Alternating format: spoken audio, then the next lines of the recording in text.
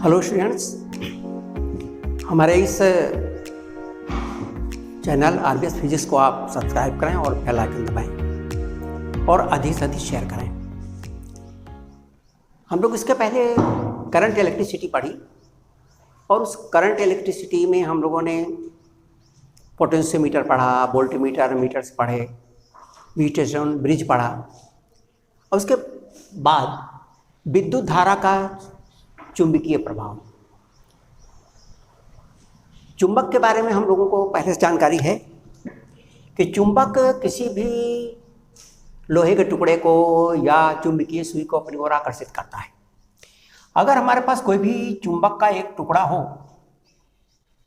और इस चुंबक को हम लोग जानते हैं कि चुंबक के दो ध्रुव होते हैं, एक को हम नॉर्थ और एक को साउथ कहते हैं, और हम एक चुंबकीय सुई रखें तो ये चुंबकीय सुई इसके प्रभाव से घूम जाती है।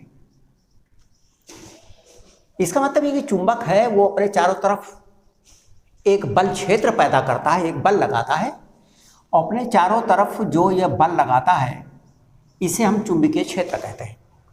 कोई भी चुंबक है वो अपने चारों तरफ जहाँ तक बल लगाता है उसे हम चुंबकीय बल क्षेत्र कहते हैं। तो ये है इसका चुंबकीय बल क्षेत्र।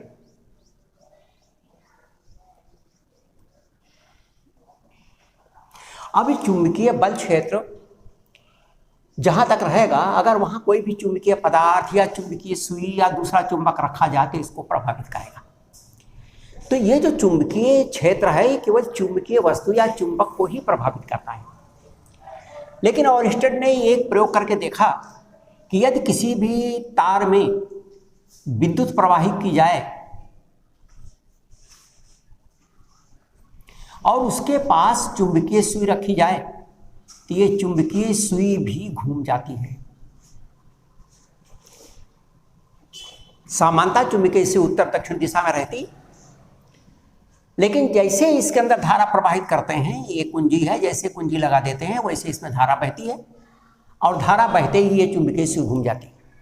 हमें जानते हैं चुंबकीय सुई केवल चुंबकीय बल के कारण से ही घूमती है और यहाँ भी चुंबकीय सुई घूम जाती है। इससे ये पता चलता है कि यह धारा चारों तरफ चुंबकीय बल क्षेत्र पैदा करती है।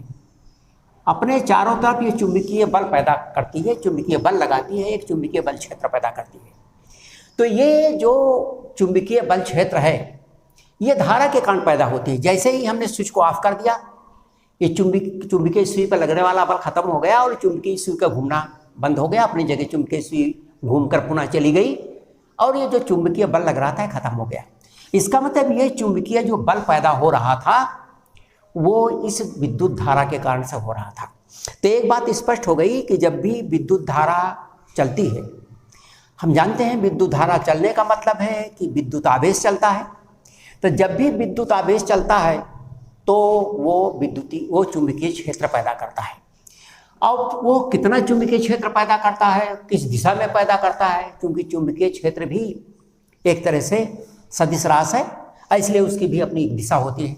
चुंबकीय क्षेत्र के परिमाण के बारे में बायो और सावर ने एक नियम निकाला था। हम लोग उसी को पढ़ते हैं, बायो और सावर का नियम। बायो एवं सावर का नियम। Bio and showers law. तो बायो और सावर का नियम, बायो और सावर लॉ। बायो और सावर ने बताया कि यदि किसी भी तार में विद्युत धारा प्रवाहित होती है, मान लीजिए ये हमारा एक तार है जिसके अंदर विद्युत धारा प्रवाहित हो रही है। हमने उस तार का, इस विद्युत धारा के चालक का एक छोटा सा हिस्सा हमने ले लिया। मान लिया इसका एक छोटा सा हिस्सा है डीएल, इसे हम कहते हैं चालक खंड। इस चालक का ये छोटा एलिमेंट है, ये इसका टुकड़ा है। इसके अंदर धारा जो प्रवाहित हो रही है, मान लिया वो आई है, ये धारा है, ये चालक का खंड है। अगर इन दोनों को गुणा कर दें तो इसे हम धारा खंड भी कहते हैं। तो आई अदिश राशि है, डीएल भी अदिश राशि है, लेकिन आइडियल एक सदिश राशि है, इसे हम कहते हैं धाराखंड। धाराखंड और डीएल को हम कहते हैं चालक खंड। ये चालक खंड है। ये कोई बिंदु है जहां पर हमको चुंबकीय क्षेत्र ज्ञात करना है P। यहां से इसको मिलाने वाली जो दूरी है ये है R। धारा की दिशा यानी चालक खंड में धारा जिस दिशा में बह रही है उसके और इस बिंदु को मिलाने वाली रेखा के बीच का कोण है थीटा। तो बाय और सावर के नियम के हिसाब से किसी भी बिंदु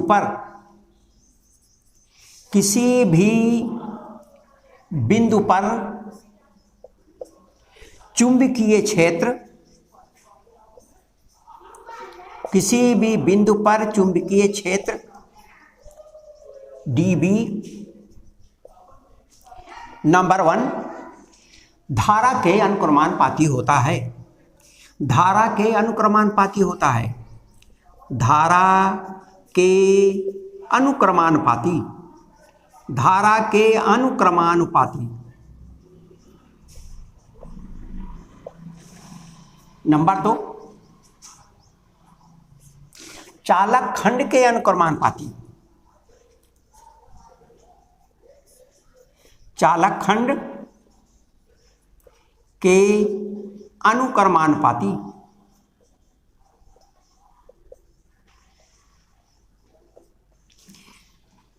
अर्थात dB अनुक्रमानुपाते I, अर्थात dB अनुक्रमानुपाते dl।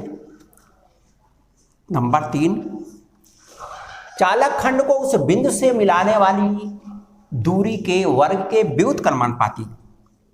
चालक खंड को बिंदु से मिलाने वाली दूरी के वर्ग के व्युत्क्रमानुपाती। व्युत्क्रमानुपाती अर्थात dB प्रोपोर्शनल टू 1/r², तथा नंबर 4 चालक खंड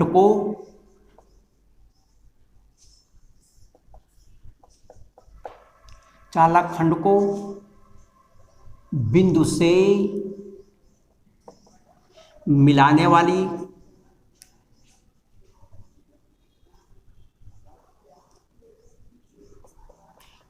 वाली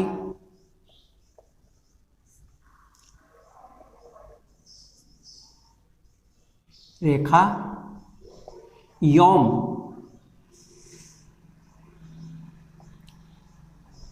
धारा की दिशा के बीच के कोण के साइन के अनुक्रमानुपाती होती है। अनुक्रमानुपाती होती है अर्थात dB proportional to sine theta. इन सभी को हम एक साथ मिला दें। मिलाने पर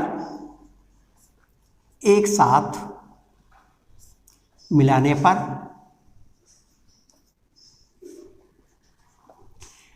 चुंबकीय क्षेत्र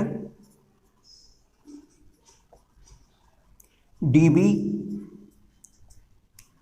प्रोपोर्शनल टू I dl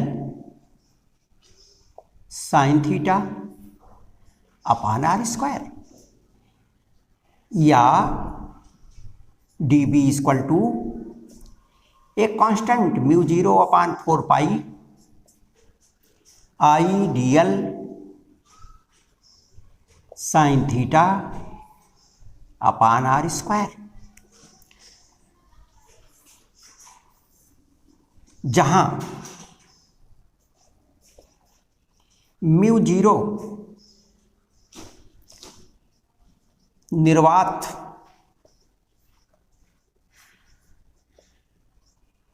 की चुंबकशीलता है, चुंबकशीलता है। ये तो हुआ बायो और सावर का नियम। अब बायो और सावर के नियम में अगर ध्यान से देखें, ये धारा की दिशा है और ये इसकी लंबाई है, ये धारा है। हमने आपको बताया कि आइडियल एक को धारा खंड कहते हैं, जबकि इसको चालक खंड कहते हैं। चालक का टुकड़ा है और धारा भी इसके साथ मिल जाए तो धारा खंड कहलाता है। किसी भी बिंदु पर चुंबकीय क्षेत्र चालक खंड के अनुक्रमानुपाती, या ये कहिए कि धारा खंड के अनुक्रमानुपाती, अगर इन दोनों को मिला दें आइडियल को, तो हम कह सकते हैं कि ये धारा खंड के अनुक्रमानुपाती, और उस चालक खंड से उस बिंदु को मिलाने वाली रेखा और धारा की दिशा के बीच जो कोण बनता है उसके साइन के अनुक्रमानुपाती, उनके बीच की दूरी के वर्ग के व्युत्क्रमानुपाती होता है। यह हो गया हमारा चुंबकीय क्षेत्र की तीव्रता, या इसी को कहते हैं चुंबकीय प्रेरण, या इसी को कहते हैं चुंबकीय क्षेत्र। अब इसे बायो और सावर के नियम में हम लोगों ने ये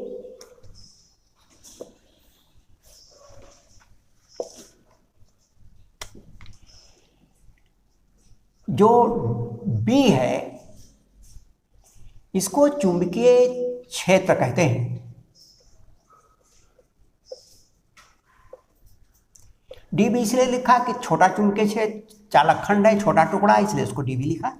बी कहते हैं चुंबकीय क्षेत्र, या इसी को कहते हैं चुंबकीय प्रेरण, या इसी को कहते हैं चुंबकीय फ्लक्स घनत्व। यानी ये चुंबकीय क्षेत्र है, मैग्नेटिक फील्ड, मैग्नेटिक फील्ड, या इसे कहते हैं मैग्नेटिक इंडक्शन,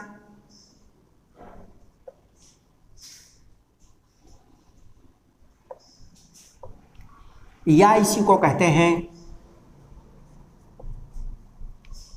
मैग्नेटिक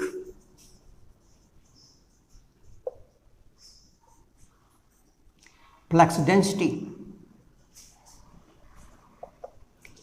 इसके मात्रक को हम आगे निकालेंगे। यहाँ पर यह बता दें कि इसका जो मात्रक है वो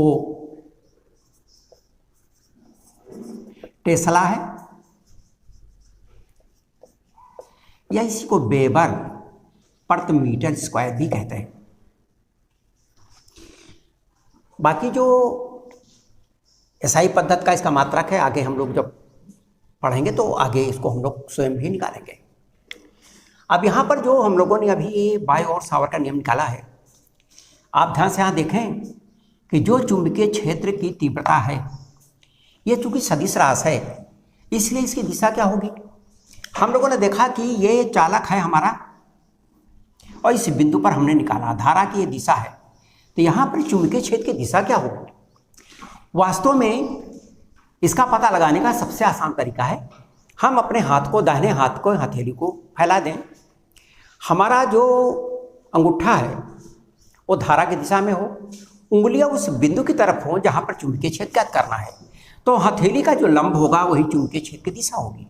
ये धारा जा रही है, हमारा ये अंगूठा की दिशा में है, उंगलियां उस बिंदु की तरफ हैं जहाँ पर हमको चुंबकीय क्षेत्र ज्ञात करना है। हमारा हथेली का लंब इस पृष्ठ के अंदर की ओर है। जब पृष्ठ के अंदर की ओर होती है तो उसको हम इस तरह क्रॉस से दिखाते हैं, क्रॉस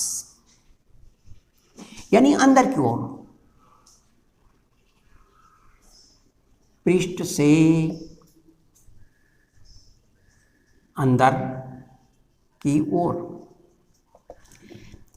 ये चुंबकीय क्षेत्र की दिशा है। तो किसी भी स्थान पर कहीं भी धारा अगर बह रही हो, उसके कारण कितना चुंबकीय क्षेत्र पैदा हो रहा है उसका मान, और चुंबकीय क्षेत्र की दिशा क्या है उसको बड़ी आसानी से हम इससे गणना करके निकाल सकते हैं।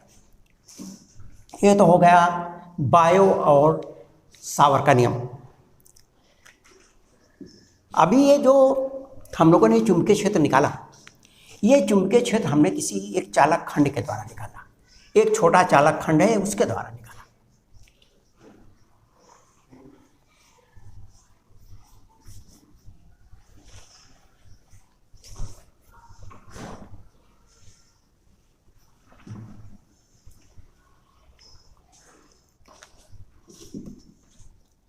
मान लीजिए कोई लूप है, सर्कुलर लूप है, तो उसके कारण चुंबकीय क्षेत्र कितना होगा?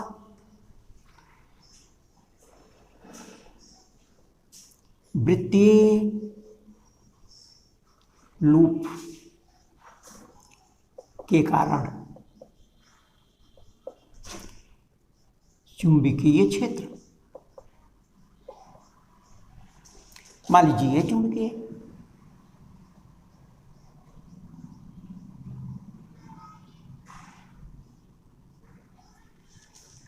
इसके केंद्र पर चुंबकीय क्षेत्र कितना होगा? ये धारा इस दिशा में जा रही है, धारा का मान I है। हम जानते हैं इस धारा से उस बिंदु की दूरी जहां पर चुंबकीय क्षेत्र ज्ञात करना है वो इस वृत्तीय खंड की त्रिज्या के बराबर है, R के बराबर है। और प्रत्येक स्थान पर धारा की दिशा और उस बिंदु को मिलाने वाली रेखा के बीच का जो कोण है वो 90 डिग्री है, 90 डिग्री। यदि हम छोटा चालक खंड ले ले dl, तो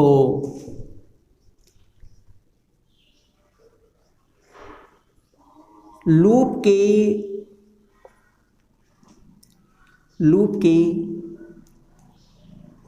छोटे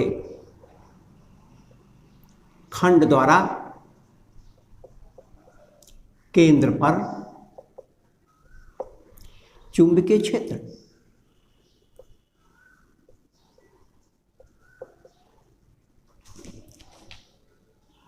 dB μ0/4π I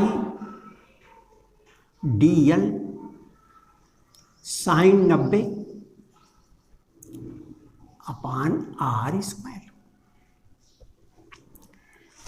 ये तो हुआ एक छोटे चालक खंड के द्वारा, इसलिए एक पूरे चक्कर के द्वारा या एक लूप के कारण या एक फेरे के कारण, इसलिए एक संपूर्ण लूप द्वारा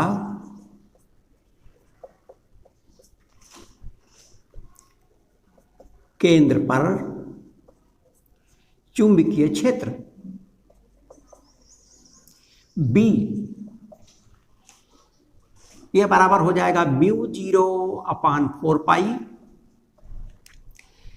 I अपनी जगह रहेगा, नीचे r² अपनी जगह रहेगा, और sin 90 बराबर 1, और dl को हमने समाकलन कर दिया पूरा dl, यानी dl यानी एक लूप का पूरी लंबाई।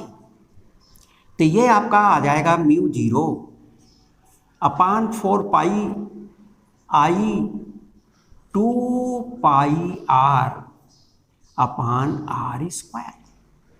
अगर इसको हम r से r काट दें तो किसी भी एक वृत्तीय चालक के कारण या एक सर्कुलर चालक के कारण उसके केंद्र पर चुंबकीय क्षेत्र यह बराबर होता है μ0/4π 2πI/r। ध्यान रखेंगे इस 2π को 2π से काट सकते हैं, लेकिन ये μ0/4π का मान हम पहले से जानते हैं कि जो μ0/4π है उसका मान होता है 10⁻⁻⁷। μ0/4π = 10⁻⁷, और इसीलिए इसका मान चूंकि पूरा का पूरा हम रख सकते हैं, इसलिए इसको अगर ऐसे ही रहने दें तो इसको लिखना और याद रखना आसान रहेगा, इसलिए इसको हम ऐसा ही रखते हैं। ये तो हुआ अगर एक संपूर्ण लूप द्वारा। अगर मान लिया इसमें बहुत सारे फेरे लगे तो n फेरों द्वारा चुंबकीय क्षेत्र, इसलिए n फेरों की कुंडली या लूप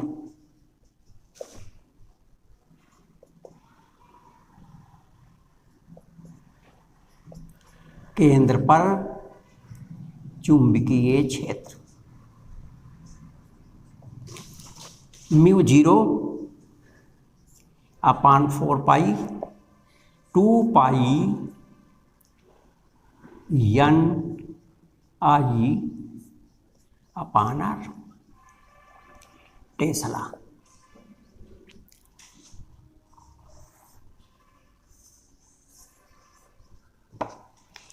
एक बात और ध्यान देने की है कि हमने यहां देखा है μ0 upon 4 2 pi I upon r।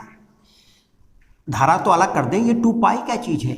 एक वृत्तीय खंड द्वारा या एक चक्कर द्वारा या एक कुंडली के एक फेरे द्वारा केंद्र पर बनने वाला ये कोण है, लेकिन ये रेडियन में है। चाहे तो इसको हम इस रूप में भी रख सकते हैं, यदि केंद्र पर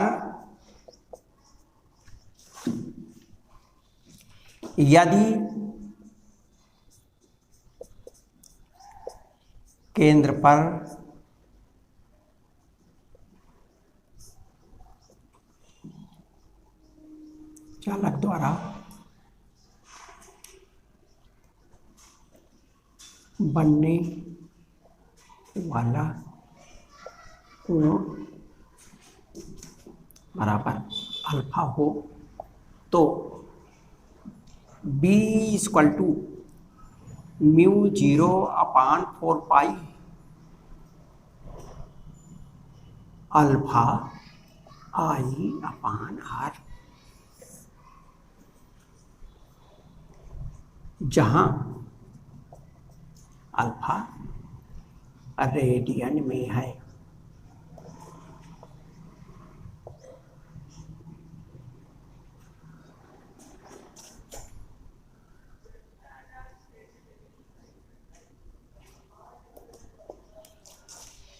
यह होगा किसी भी वृत्तीय लूप के कारण चुंबकीय क्षेत्र या लूप के छोटे खंड द्वारा केंद्र पर चुंबकीय क्षेत्र, और इसलिए एक संपूर्ण लूप द्वारा ये या कुंडली द्वारा, और इसलिए n फेरों वाली कुंडली द्वारा कितना उसके केंद्र पर चुंबकीय क्षेत्र बनेगा।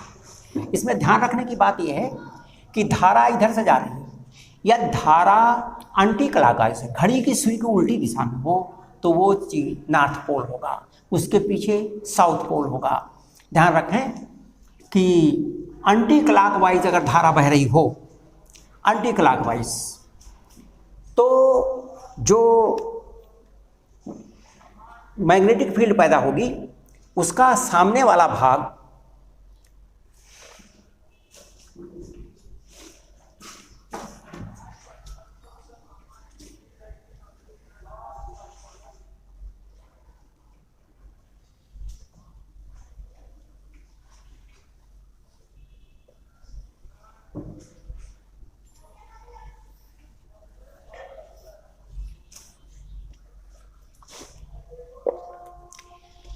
या किसी भी कुंडली में जो धारा बह रही है वो एंटी क्लॉकवाइज हो।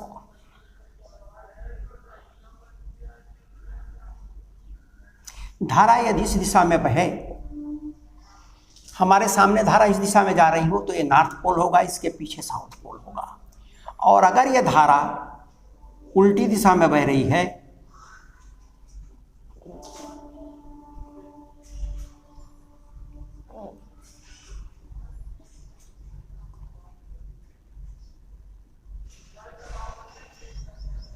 यह है आपकी वामावर्त, यह है दक्षिणावर्ती, यह है आप एंटी क्लॉकवाइज। एंटी क्लॉकवाइज वामावर्त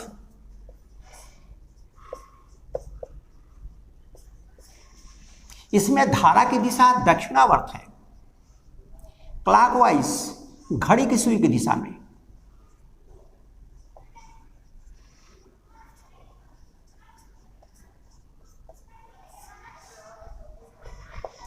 ये धारा की दिशा है।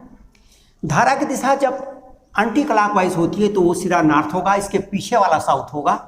अगर धारा जो बह रही हो उसको हम सामने से देखते हैं, अगर ये धारा की दिशा ऐसे है, ऐसे इधर को जा रही धारा, इसका मतलब घड़ी की उल्टी दिशा में जा रही है, और ये नॉर्थ होगा तो इसके पीछे साउथ होगा। ध्यान रखें, जब इधर का नॉर्थ होगा और इधर का साउथ होगा तो इसके अंदर जो क्षेत्र होगा वो हमेशा साउथ से नॉर्थ की ओर होता है। बाहर नॉर्थ से साउथ की ओर रहता है और अंदर साउथ से नॉर्थ की ओर होता है। तो जब धारा इधर से इधर को बह रही होगी, नॉर्थ होगा या साउथ होगा, तो इसके अंदर जो मैग्नेटिक फील्ड होगी वो इस तरफ से होगी, ऐसे होगी, ऐसे। क्योंकि जो मैग्नेटिक फील्ड होती है वो बाहर हमेशा नॉर्थ से साउथ की ओर होती है और मैग्नेट के अंदर हमेशा साउथ से नॉर्थ की ओर होती है।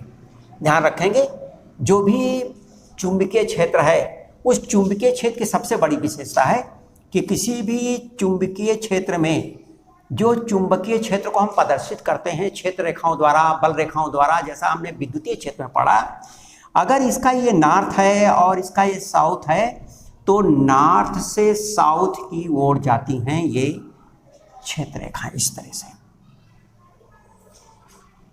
इस तरह से जाती है। लेकिन इसके अंदर ये इस तरफ जाती है।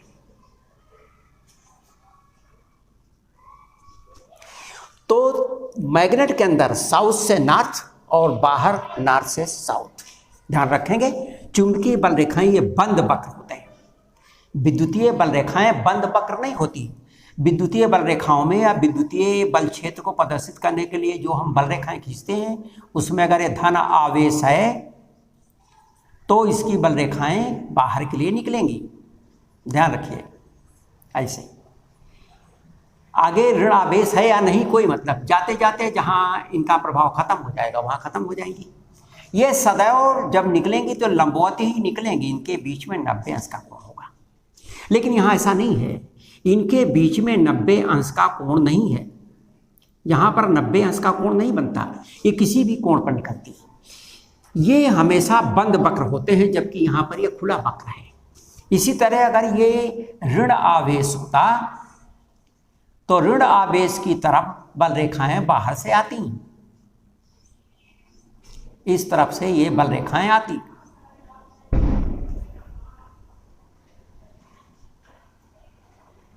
ऐसे। लेकिन यहां पर ऐसा नहीं, यहां पर ये कहीं बंद कटेगा नहीं, ये बिल्कुल वक्र बंद रहेगा। इसीलिए चुंबकीय बल रेखाओं में और विद्युतीय बल रेखाओं में सबसे बड़ा फर्क यह है कि जो चुंबकीय बल रेखाएं हैं वो हमेशा बंद वक्र होता है।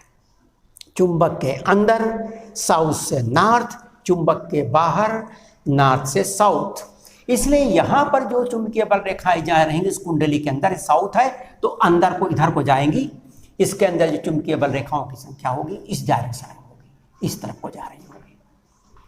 और यहाँ पर अंदर साउथ है, इधर नॉर्थ है, इसलिए बल रेखाएं इधर से इधर को निकल रही होंगी। जब निकलती हैं तो इस तरह का चिन्ह बनाते हैं, जो अंदर जाती है तो इस तरह का चिन्ह बनाते हैं। ये अंदर प्रवेश करने का, ये बाहर आने के लिए है। ये आपका जो निशान है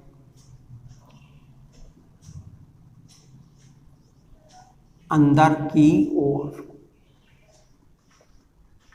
और अगर इस तरह का निशान बनाए तो ये बाहर की ओर।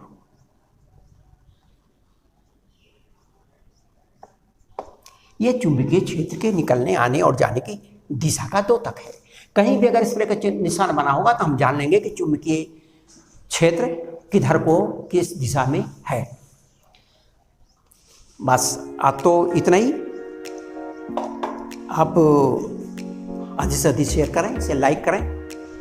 हमने इसे इसके डिस्क्रिप्शन में हमने अपने इंस्टाग्राम इन सब और फेसबुक के और टेलीग्राम के लिंक दिए हैं। आप उसे फॉलो करो और अपनी नोट्स को प्राप्त करें और जो भी आपकी प्रॉब्लम हो उसको हल करने की कोशिश करें। बहुत बहुत धन्यवाद।